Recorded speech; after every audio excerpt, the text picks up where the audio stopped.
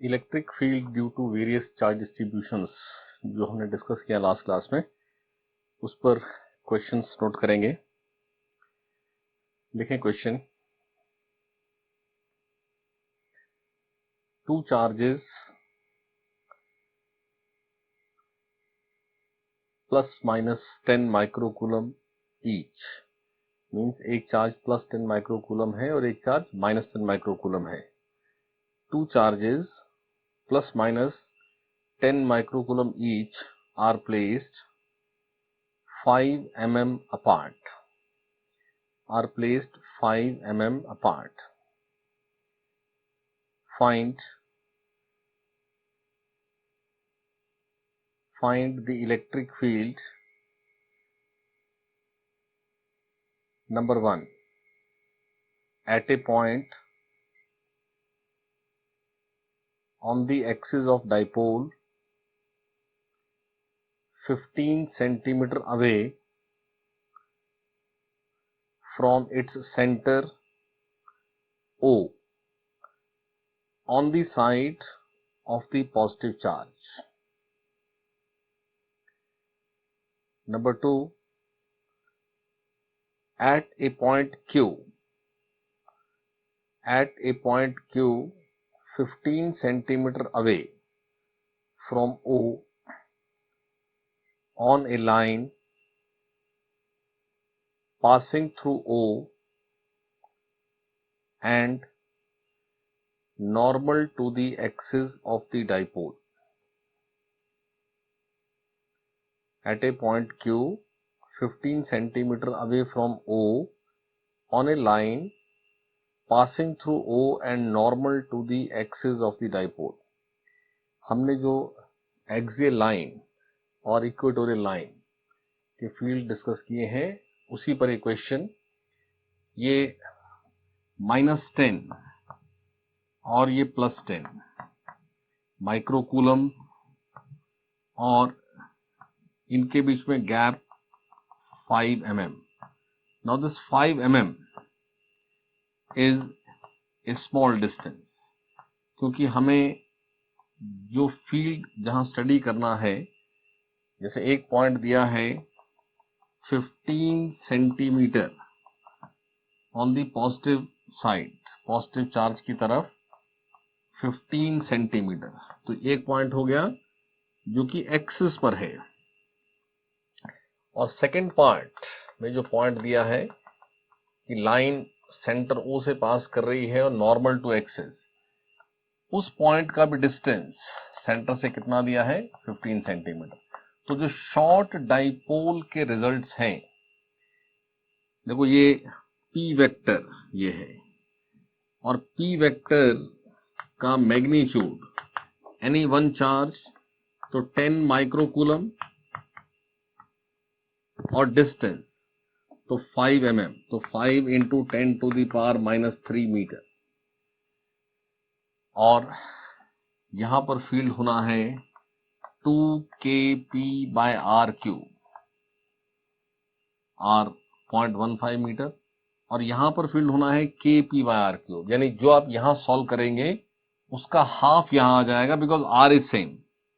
ये 15 centimetre r यहां है ना, 15 यहां पर है, तो जो यहां सॉल्व करेंगे उसी का हाफ यहां आ जाएगा। लेकिन यहां पर फील्ड की डायरेक्शन, यानी field at this point will be inclined at angle 0 degree with the p vector.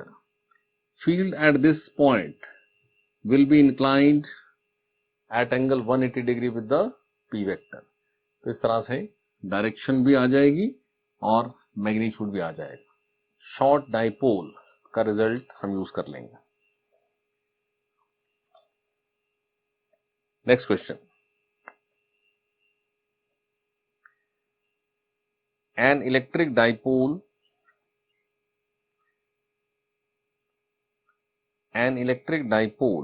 is placed along the x-axis at the origin O. An electric dipole is placed along the x-axis at the origin O. Stop. A point P is at a distance of 20 centimeters from origin such that OP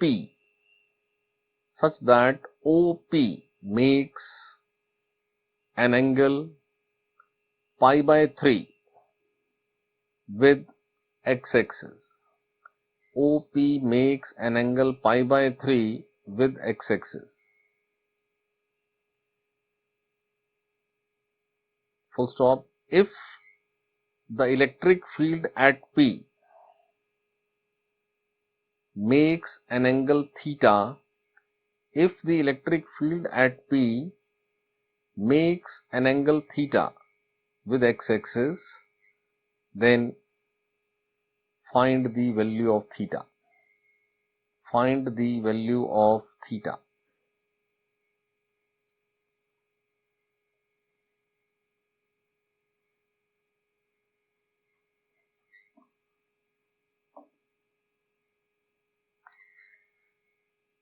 ये आपके पास x axis है,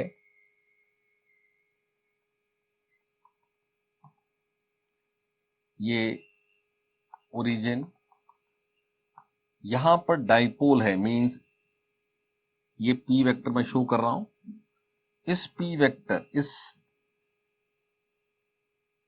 इसका centre, when you से dipole is placed at origin, तो उसका मतलब होता है कि डाइपोल का सेंटर ओरिजिन पर है और एक कोई पॉइंट है P, जिस P का डिस्टेंस इस ओरिजिन से 20 सेंटीमीटर गिवन है।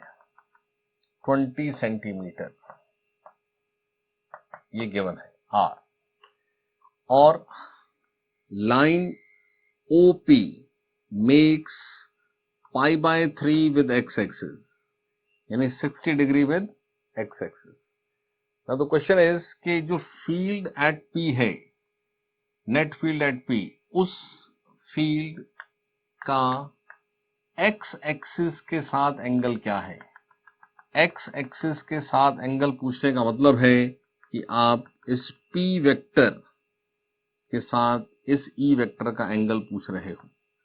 यहां पर आपसे मैग्नीट्यूड ऑफ E भी पूछा जा सकता है।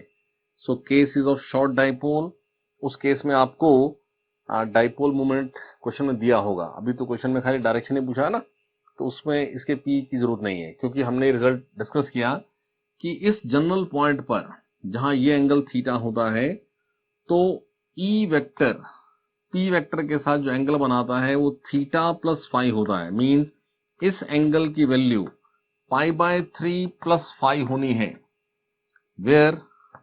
Where phi is tan inverse 1/2 tan theta. Now theta is pi by 3 और tan pi by 3, tan 60 degree is √3, तो फाई आता है tan इनवर्स √3/2। तो ये आंसर हो जाएगा पाई by 3 plus tan inverse √3/2।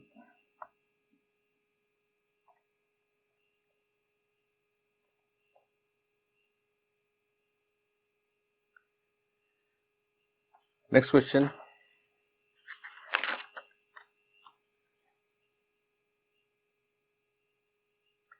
Figure के साथ क्वेश्चन है next.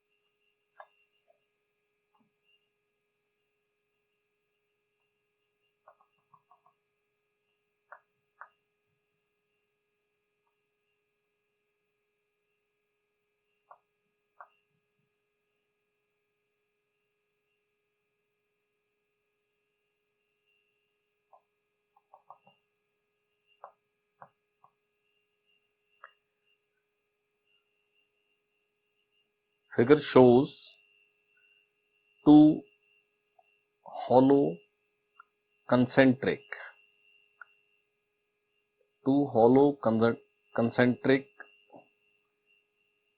conducting shells of radius 10 centimeter and 30 centimeter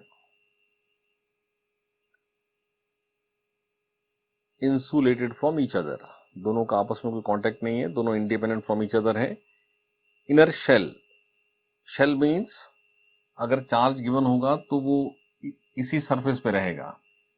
बाहर वाला भी शेल है, अंदर वाला भी शेल है. फिगर शोज टू हॉलो या two concentric shells of radius 10 centimeter and 30 centimeter and they are insulated from each other. Full stop. Inner sphere या inner shell is given a charge. Inner shell is given a charge 10 to the power minus 4 coulomb and the outer shell is given a charge 10 to the power minus 6 and ये mean sine positive ही है. तो ये positive charge इस surface पर है और अगर इसकी वैल्यू Q1 है तो Q1 गिवन है 10 to the power minus 4 coulomb. और ये आउटर शेल ये भी आपके पास इस तरह से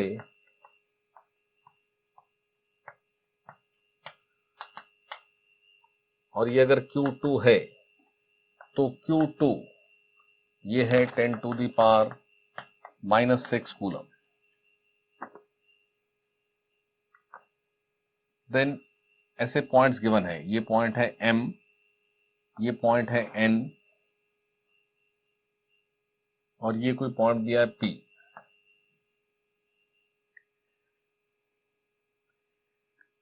find question is find intensity at the points M, N and P.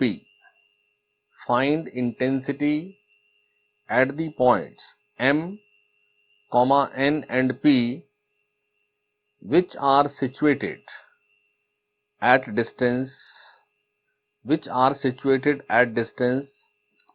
5 centimeter, 20 centimeter and 90 centimeter from the center. 90 centimeter from the center. यानी ये M का डिस्टेंस है 5 इस सेंटर से, N का डिस्टेंस है 20 और P का डिस्टेंस है 90.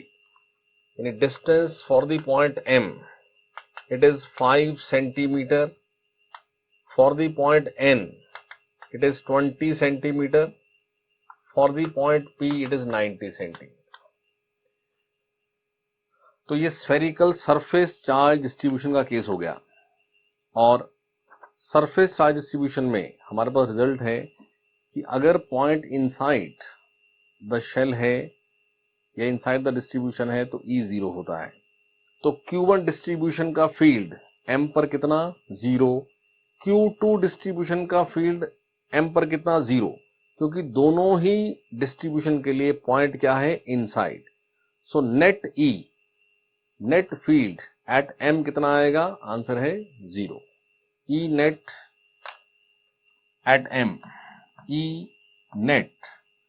एट M आंसर आएगा 0. अब एट N अगर बात करें तो Q1 के लिए वो बाहर है, तो इसके लिए KQ1 bye R N square और Q2 के लिए वो इनसाइड है तो 0. और P पॉइंट की बात करें तो P पॉइंट दोनों के बाहर है, इसलिए Q1 के सेंटर से डिस्टेंस RP, Q2 के सेंटर से डिस्टेंस RP, जो सेंटर दोनों का सेम है. यानी आपके पास ये बन जाएगा KQ1 plus Q2 upon RP square. at m, at n, at p. ठीक है,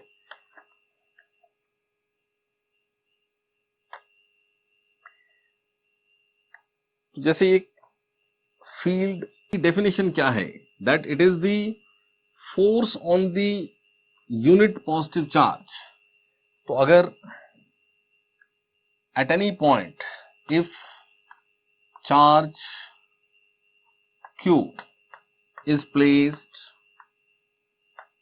at a point where field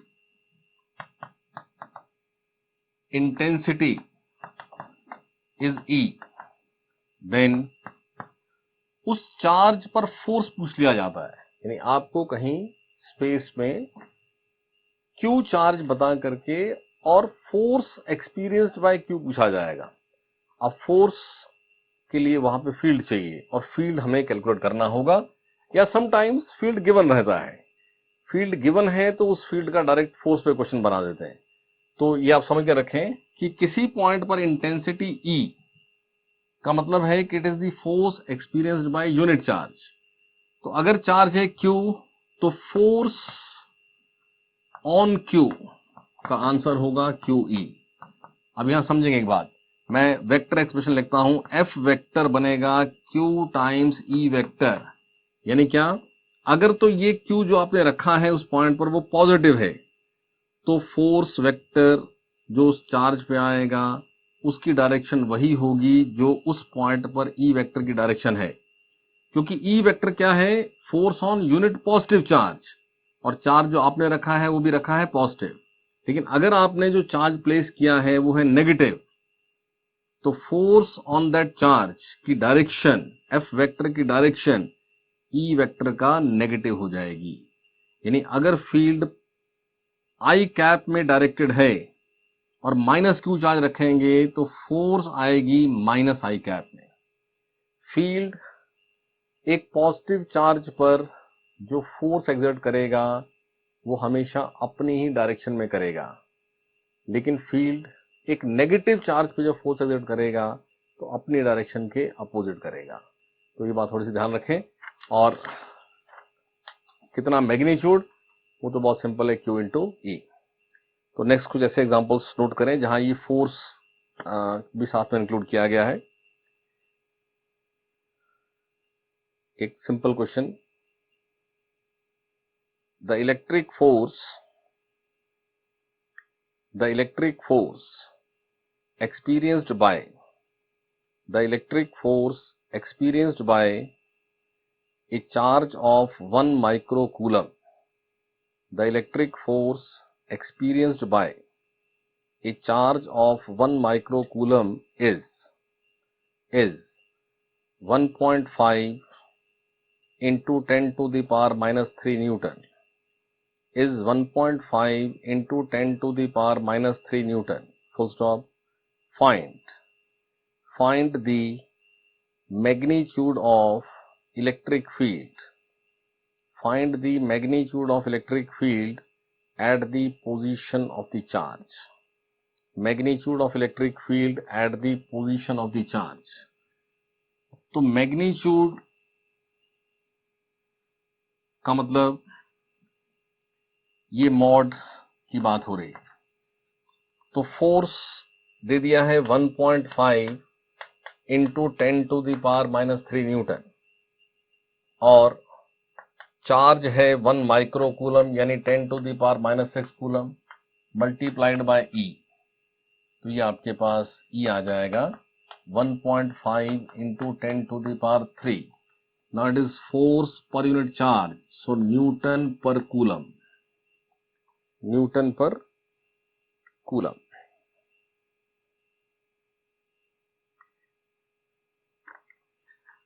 Next question.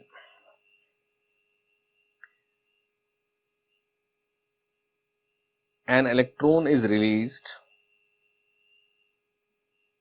An electron is released in an electric field of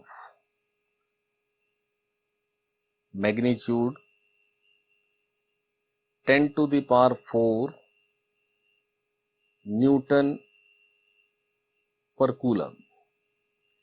An electron is released in an electric field of magnitude 10 to the power 4 Newton per coulomb. Calculate velocity acquired by electron while traveling 1 centimeter. Calculate velocity acquired by electron while traveling 1 centimeter. Also find out the time taken. In traveling 1 centimeter. Time taken in traveling 1 centimeter. देखो अब ये once the force is calculated, then force provides acceleration, acceleration changes velocity. फिर उस question को आगे हम कितना भी लिंक कर सकते हैं, लेकिन जैसे ग्रेविटी के केस में अर्थ की ग्रेविटी यूनिफॉर्म फील्ड है, तो कोई ऑब्जेक्ट ड्रॉप किया तो 1 सेंटीमीटर ट्रेवल करने में क्या टाइम लगेगा, तो आप यूज करते हैं S is UT plus half T square because A is uniform, और ए क्या यूज कर लेते हैं, जी। ऐसे ही यहाँ फील्ड यूनिफॉर्म है और उस फील्ड की वैल्यू गिवन है 10 टू द पावर 4 न्यूटन पर कूलम। तो इलेक्ट्रॉन का जो एक्सेलरेशन है वो F अपॉन m होना है, और F होना है चार्ज इनटू फील्ड, और ये फील्ड आपको गिवन है। तो एक इलेक्ट्रॉन का एक्सेलरेशन, इलेक्ट्रॉन का E upon m ratio known है आपको, और E गिवन है। यहां से A सॉल्व कर लीजिए। A सॉल्व करने के बाद इनिशियल वेलोसिटी है 0, और 1 सेंटीमीटर यानी 0.01 मीटर ट्रेवल करने में क्या V गेन होगा और इसमें क्या टाइम लगेगा। Because it is a case of uniform acceleration, so using V final square equal to 2AS, V initial is 0, तो ये A पुट होगा, ये S यहां पुट करेंगे और V सॉल्व होगा। और ऐसे ही ये T ढूंढना है, तो अब आप काइनेमेटिक्स के जो रिजल्ट्स हैं वो यूज कर लें। यहां S या ये V सॉल्व हो गया है, तो आप V से T ढूंढ दीजिए या S से ढूंढ दीजिए। S बनेगा हाफ AT स्क्वायर, यानी 2S upon A under root क्या हो जाएगा, T। तो S दिया है 0.01 और A आपने यहां से सॉल्व किया, तो यहां से टाइम भी आ जाएगा और फाइनल V भी आ जाएगा। सिंपल क्वेश्चन, लेकिन खाली कैलकुलेशन ऑफ फोर्स आपको देखना है।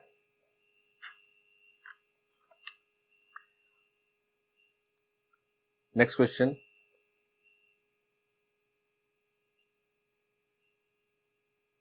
a pendulum bob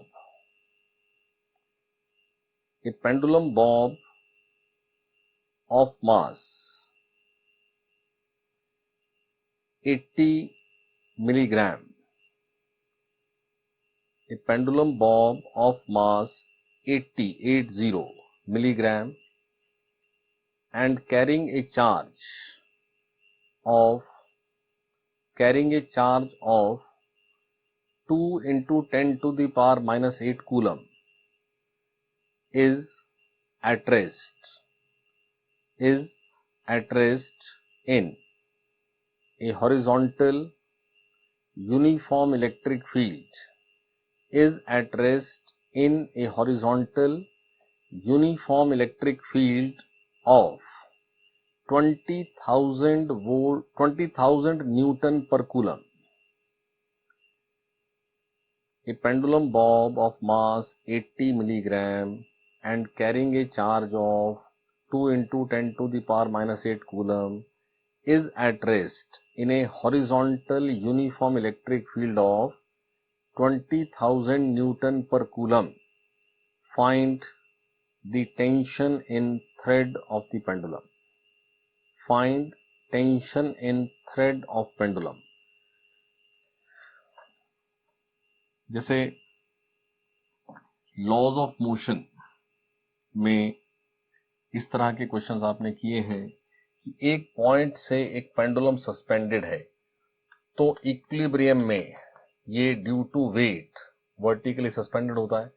लेकिन अगर हम इस पेंडुलम बॉब पर हॉरिजॉन्टल कोई फोर्स लगा दें, तो इक्विलिब्रियम में इस पेंडुलम की सिचुएशन ये होती है कि यहाँ हॉरिजॉन्टल F है, ये वेट वर्टिकली डाउनवर्ड mg, और ये टेंशन इन द थ्रेड। यहां आपसे ये थीटा भी पूछा जा सकता है। अब ये F क्या है? हमारे पास हॉरिजॉन्टल इलेक्ट्रिक फील्ड है, E वेक्टर इज हॉरिजॉन्टल, जिससे जो भी चार्ज इस पेंडुलम को दिया है Q, तो Q टाइम्स E ये फोर्स होगा। Now Q is given in the question. जो चार्ज ऑफ द पेंडुलम है वो 2 इंटू 10⁻⁻8 कूलम गिवन है, और E जो हॉरिजॉन्टल है, यूनिफॉर्म है, वो 20,000 न्यूटन पर कूलम गिवन है। तो क्योंकि ये इक्विलिब्रियम केस है, तो F और mg का जो रिजल्टेंट है, वो रिजल्टेंट इस टेंशन को बैलेंस करेगा, यानी ये है √f² प्लस mg² √। इस पेंडुलम का मास 80 milligram, m is 80 into 10⁻³ kg, तो ये mg और ये f ये सॉल्व होगा, और ये इक्वल टू क्या है? टेंशन। अब हो सकता है यहां आपसे थीटा भी पूछा जाए, तो थीटा क्या बनेगा? इन दोनों का रिजल्टेंट क्या है वो? अगर मुझे tan थीटा ढूंढना है तो थीटा बनेगा tan inverse f upon mg। f कितना? f है QE। तो इस तरह से टेंशन भी सॉल्व हो जाएगा और थीटा भी सॉल्व हो जाएगा। सिंपल क्वेश्चंस, खाली आपको इलेक्ट्रिक फोर्स, अब एक नई फोर्स ऐड कर दी गई, रेस्ट आप इस तरह के क्वेश्चंस ऑलरेडी करते रहे हो। नेक्स्ट लिखें example. How many electrons should be added or removed? How many electrons should be added or removed from a neutral body of mass 10 milligram, from a neutral body of mass 10 milligram, so that it may remain hanging in air in an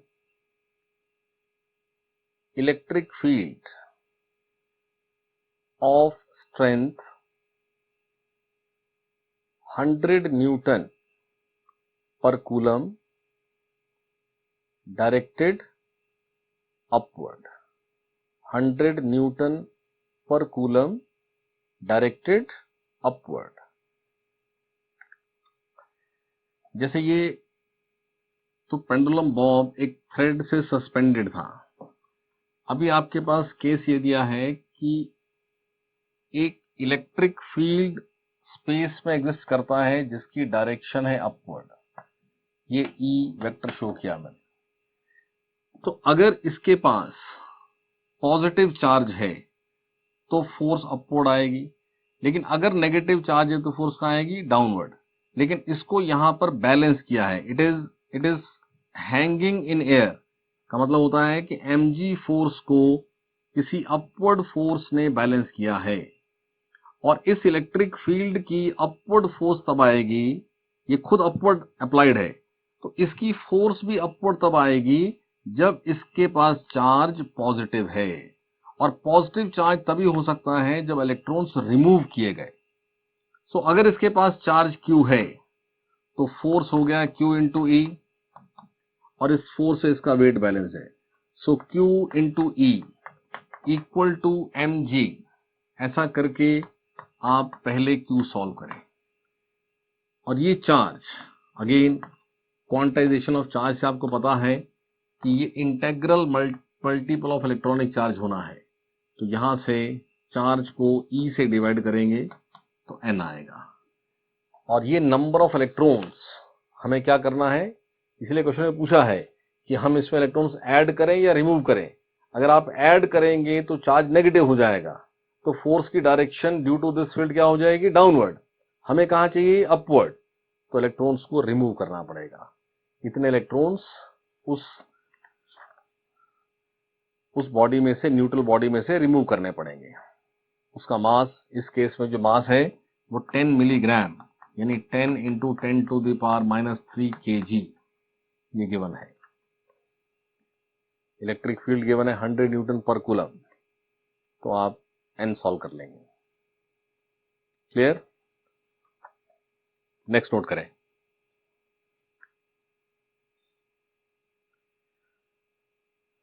an oil drop has charge equal to 6e, where e is the electronic charge। यानी oil drop के पास 6 electrons के charge के बराबर charge है। An oil drop has charge equal to 6e, where e is the electronic charge, and the mass of the drop is 1.6 into 10 to the power -15 kg, 1.6 into 10 to the power -12 ग्राम कर लीजिए, 10 to the power -12 ग्राम, जो क्या बन जाएगा 10 to the power -15 kg। and the drop falls with a terminal velocity in air।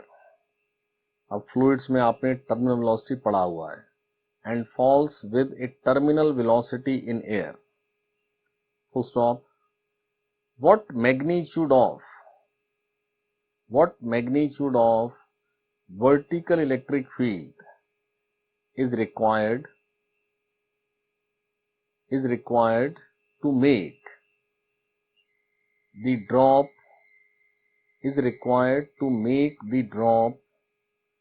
move upward with the same constant speed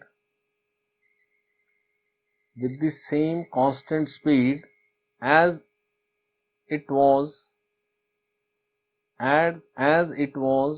formerly moving downwards, देखो एक drop, उसके पास कुछ वेट है, कुछ चार्ज भी है 6e, लेकिन चार्ज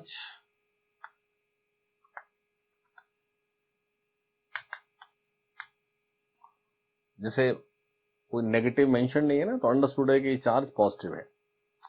अब ऐसा बोलना है कि ये चार्ज एक टर्मिनल वेलोसिटी से डाउनवर्ड आ रही है, और जिस समय ये डाउनवर्ड आ रही है, हर बॉडी, स्फेरिकल बॉडी एयर क्योंकि मीडियम है, तो मीडियम के विस्कस ड्रैग के चलते एक टर्मिनल वेलोसिटी अटेन कर लेती है। इनिशियली कोई इलेक्ट्रिक फील्ड स्पेस में नहीं है, इसके पास चार्ज है, लेकिन इलेक्ट्रिक फोर्स तो तब आएगी ना जब कोई फील्ड होगा। तो इस चार्ज ऑयल ड्रॉप के पास जो वेट है और ये टर्मिनल वेलोसिटी से डाउन आ रही है, इसका मतलब ये है कि जो भी वो टर्मिनल वेलोसिटी है 6 पाई ईटा आर वी टी, या 6 पाई ईटा आर आपके लिए कांस्टेंट है अभी, तो मैं इसको सीधा के लिख रहा हूं, के टाइम्स वी टी क्या है, M G. K times V T is M G. ना क्वेश्चन ये है कि हमने एक, ये पॉजिटिव चार्ज है, अगर मैं पॉजिटिव डायरेक्शन में एक इलेक्ट्रिक फील्ड लगा दूं तो इस ड्रॉप के ऊपर एक फोर्स आ जाएगी एफ, और अगर ये F more than its weight है तो ये ड्रॉप अप मूव होगी। और क्वेश्चन सेज कि जितनी टर्मिनल वेलोसिटी इसके पास डाउनवर्ड थी, देखो जो नेट फोर्स है उस नेट फोर्स की डायरेक्शन में ये जो भी ड्रॉप है ये मूव करेगी, और फाइनली उसकी वेलोसिटी बढ़ती हुई जब नेट फोर्स को जीरो कर देगी, विस्कस ड्रैग जो होगा वो जीरो कर देगा, तो वेलोसिटी कांस्टेंट हो जाएगी। तो क्वेश्चन से इज कि हमने फील्ड लगाया अपवर्ड, अब चार्ज पॉजिटिव था तो अपवर्ड इलेक्ट्रिक फोर्स आ गई, अपवर्ड इलेक्ट्रिक फोर्स mg से ग्रेटर है तो ड्रॉप अप जाने लगेगी। तो अब अप डायरेक्शन में एक टर्मिनल अटेन होनी है।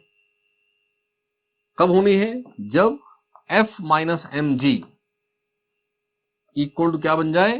Viscous drag. But question says कि ये वही टर्मिनल बननी चाहिए जो कि पहले थी, जिसका मतलब है कि पहले जो V हमने एज्यूम किया है उस V की टर्म्स में ये के वी टी सेम होना है, बट अब ये मूविंग है upward. But K times V T तो क्या था? वो तो mg था, यानी F minus M G equal to क्या करना है? F minus M G equal to M G का मतलब है F जो इलेक्ट्रिक आपको चाहिए वो 2mg चाहिए, mg प्लस mg। और F क्या है? F तो है Q टाइम्स E। यहां से चार्ज है 6 टाइम्स इलेक्ट्रॉनिक चार्ज, तो ये Q, ये चार्ज Q यहां पुट करें, ये वेट आपको दिया है, मास दिया है ना उसका, तो यहां से वेट लिख लेंगे। तो इलेक्ट्रिक फील्ड पूछा है तो इलेक्ट्रिक फील्ड सॉल्व हो जाएगा। मैंने बार बार एक बात बोली है कि हम नई कोई टाइप ऑफ फोर्स पढ़ेंगे, बट जो क्वेश्चंस फ्रेम होंगे वो हमारी जितनी प्रीवियस नॉलेज ऑन फोर्सेस है, हर टॉपिक में घूम फिर करके क्वेश्चंस वही रिपीट होने हैं बार बार। तो जब तक आपको पीछे की सब बातें आप कैरी फॉरवर्ड नहीं करते हैं तो फिर ये क्वेश्चन फिर दोबारा से नहीं होता है। तो अभी टर्मिनोलॉजी की सारी बात आप समझें। डाउनवर्ड फोर्स थी mg, तो टर्मिनल डाउनवर्ड आएगी। जब अपवर्ड फोर्स हो गई नेट, तो अपवर्ड आएगी। किसी भी डायरेक्शन में फोर्स हो, मीडियम में हमने टर्मिनल वेलोसिटी का कंसेप्ट ये पढ़ा हुआ है कि नेट फोर्स जो भी एक्टिंग है अगर वो कांस्टेंट है तो वो स्फीयर उस फोर्स के इन्फ्लुएंस में वेलोसिटी गेन करता जाएगा और फाइनली उसकी वेलोसिटी इतनी हो जाएगी कि वेलोसिटी की से जो ड्रैग होता है k टाइम्स v वो इक्वल टू फोर्स हो जाता है and then v becomes terminal यानी कांस्टेंट। तो जब आपके पास खाली वेट था तो mg equal to viscous drag हुआ। नाउ क्वेश्चन सेज कि इलेक्ट्रिक फोर्स क्रिएट करने के बाद यही टर्मिनल वेलोसिटी अपवर्ड हो जाए तो F minus M G equal to K times वही वी टर्मिनल कर दो, but K times V terminal तो mg था ऑलरेडी, ये इक्वल टू mg, तो यहां से mg यहां जाके क्या बन जाएगा? 2mg। तो ये फाइनल इक्वेशन बन जाने के बाद F को लिखा Q टाइम्स द फील्ड और Q क्या? 6 टाइम्स इलेक्ट्रॉनिक चार्ज। तो ये सब पुट करके आपके पास इलेक्ट्रिक फील्ड सॉल्व हो जाएगा। Clear?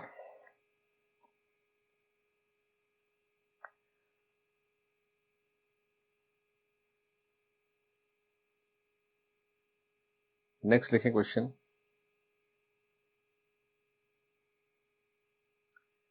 A ring of radius r, a ring of radius r carries a uniformly distributed charge plus q. Ring of radius r carries a uniformly distributed charge plus q. Full stop. A point charge minus q. A point charge minus q is placed on the axis of the ring at a distance 2r from the center of the ring and released from rest. Full stop. Calculate the force on the charge. Calculate the force on the charge and describe the nature of its motion. Describe the nature of its motion. Electric field due to a ring, ये भी हमने discuss किया हुआ है। तो इस ring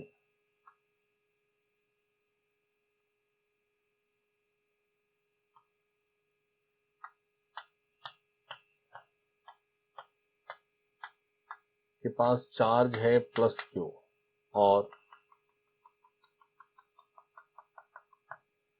ये charge है माइनस क्यू, ये रेडियस है आर और सेंटर ऑफ रिंग से 2r अवे इसको यहां रेस्ट से रिलीज किया। देखो ये पॉजिटिव चार्ज है तो नेगेटिव चार्ज को अपने सेंटर की तरफ अट्रैक्ट करेगा।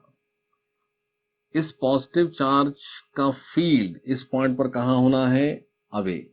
लेकिन क्योंकि ये चार्ज, अगर तो ये चार्ज पॉजिटिव होता तो इस ई का फोर्स होना था अवे, बट क्योंकि ये नेगेटिव है तो फोर्स होगा टुवर्ड्स। तो क्या फोर्स होना है, पहला तो यही पूछा है, तो फोर्स का आंसर है Q इंटू ई, और ई क्या हो जाएगा, ई होता है KQ x है 2r upon r square plus x square whole power 3/2। तो ये आप यहां से फोर्स सॉल्व कर लेंगे और डायरेक्शन ऑफ दिस फोर्स क्या होगा, it is towards the centre.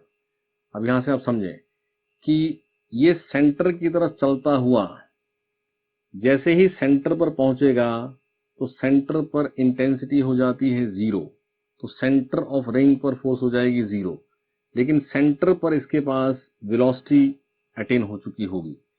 तो ये चार्ज सेंटर पर रुकेगा नहीं, क्रॉस हो जाएगा, और जैसे ही क्रॉस होगा तो इस रिंग का चार्ज इसको फिर सेंटर की तरफ अट्रैक्ट करेगा, तो ये फिर यहां जाता हुआ इंस्टेंटेनियसली रेस्ट में आएगा और फिर रिवर्स चलेगा। सो इन दिस वे, तो सेकंड पार्ट पूछा ना कि आप इस माइनस क्यू का नेचर ऑफ मोशन डिस्क्राइब करो, तो नेचर ऑफ मोशन जो है वो आपके पास है ऑसिलेटरी मोशन, क्योंकि centre is the position where F will become 0, यानी सेंटर जो है वो इक्विलिब्रियम पोजीशन होगा। और इक्विलिब्रियम पोजीशन का मतलब है कि अगर वो इक्विलिब्रियम स्टेबल है तो डिस्टर्ब करने पर क्या परफॉर्म होता है, ऑसिलेशन। तो यहां पॉजिटिव चार्ज के सेंटर पर नेगेटिव चार्ज जो है अलोंग द एक्सिस, अगर हम बात करें तो इक्विलिब्रियम होना है स्टेबल। तो ये स्टेबल इक्विलिब्रियम के चलते इसको जब एट सम एक्स रिलीज करेंगे तो ये ऑसिलेटरी मोशन होगा। अब यही इसके साथ ये बात ऐड कर दी जाती है कि ये ऑसिलेटरी मोशन, अब आप ऑसिलेशन चैप्टर पढ़ चुके हैं, कि आप ये चेक करके बताएं कि oscillatory motion simple harmonic motion है कि नहीं है, ये एसएचएम है कि नहीं है, और एसएचएम अगर है तो time period of oscillation find out करें। तो यहां समझो आप, जो ऑसिलेशन होता है वो एसएचएम है या नहीं कैसे चेक होता है, टुवर्ड्स द मीन पोजीशन जो एफ रिस्टोरिंग बनती है, अगर वो F restoring directly proportional to X to the power 1 होती है, एक्स क्या है, displacement from the mean position, तो यहां सेंटर से एक्स डिस्प्लेसमेंट पर, इक्विलिब्रियम पोजीशन से एक्स डिस्प्लेसमेंट पर जो फोर्स रिस्टोरिंग बन रहा है इस केस में वो है Q टाइम्स E, और E है KQX upon R square plus X square power 3/2। तो यहां से क्लियर है इस एक्सप्रेशन ऑफ एफ रिस्टोरिंग से कि F restoring directly proportional to X नहीं है, क्योंकि डिनोमिनेटर में भी एक्स है, इसलिए हमारा आंसर होगा कि ये ऑसिलेशन एसएचएम नहीं है। लेकिन यहीं पे आप समझें कि अगर हम जो ये x है, if x is very very less compare to r, तो r square plus X square is approximately r square. तो उस केस में जो f रिस्टोरिंग है ये k टाइम्स, आप याद करें तो ऐसा ही एग्जांपल हमने एसएचएम डिस्कस किया था, वहां मैंने ग्रेविटेशन फील्ड को डिस्कस किया था कि ये कोई रिंग है ऑफ मास m और पार्टिकल स्मॉल m रिलीज करें तो सारी बात डिस्कस हुई थी। यहाँ रिपीट सारी बात सेम है, लेकिन यहाँ एक है, रिंग जो मास का केस है वहां तो पार्टिकल हमेशा ही अट्रैक्ट होगा। यहाँ अट्रैक्शन होने के लिए रिंग का चार्ज और पार्टिकल का चार्ज अपोजिट होना मस्ट है। अगर सेम चार्ज हो गया तो नेचर ऑफ मोशन ही ऑसिलेशन नहीं होना है। उस केस में particle release will move up to infinity और वापस कभी आएगा नहीं। वो अपोजिट है तो उसने अट्रैक्ट होना है और सेंटर पर आकर फोर्स को जीरो हो जाना है, फिर क्रॉस हो जाना है, फिर वापस पुल होना है, और इस तरह से इस लाइन पर डिस्टर्ब कर दिया तो ये ऑसिलेशन करता रहेगा। लेकिन ऑसिलेशन का केस, अब देखो यहां पर जो एक्स गिवन है क्वेश्चन में तो 2r है, तो 2r तो r से भी बड़ा है, तो यहां तो कंफर्म ये जो मोशन है ये एसएचएम नहीं है, ऑसिलेशन ही है।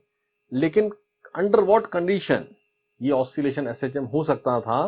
का आंसर है कि अगर उस x यानी जो एम्पलीट्यूड ऑफ ऑसिलेशन है that amplitude is very very small compare to radius of the ring, तो आपके पास r स्क्वायर प्लस x बन जाता है r स्क्वायर, और ये सॉल्व होके ये बन जाता है। उस केस में ये एसएचएम होगा। और यहां से फर्दर ये पूछ सकते हैं कि टाइम पीरियड ऑफ एसएचएम क्या होगा। Time period of SHM,